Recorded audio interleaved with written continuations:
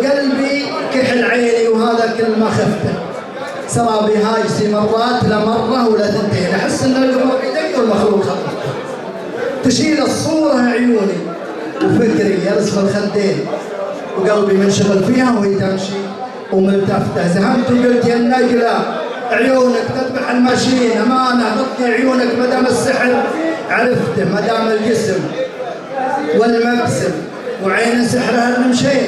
خطير اللي بعافيته يموت بحالة زفته. وبعد وردت بعد ما وقفت وقالت روح يا مسكين، لو اني ناويه بالقتل كل السيد وقفته، ولكن روح في شانك ولا تنشد على البقيه، تراني لا بغيت الشر حتى قلبك اتلفته. وقلت الله يا الدنيا بعد ماني من الصعبين يهددني شبح وقته وحسيسي مولفته. انا يا بنت في وقتي تحديت الزمان الشين، حذفت الحبل برقبته وروضته وعسفته. ولا انت زهرة تدبل ولا يمكن تعيش سنين، انا اقوى منك بعزومي سراب القيد ما خفته.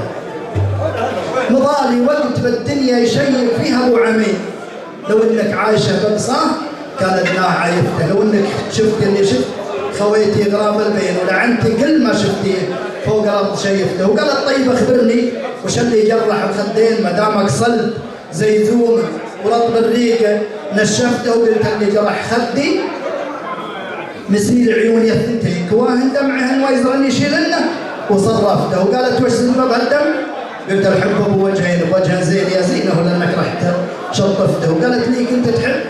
قلت لها سنين سنين تجرعت لها ومع ناس، وجه الحب زيفته خداع ونمنمه وعلوم وملاعب على الحبلين. ولا من صفانك يوم جت كلمه وحسفته.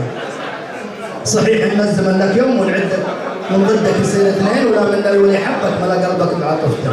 سلامتكم. صح لسانك يا ابو هاني. جزاك الله خير.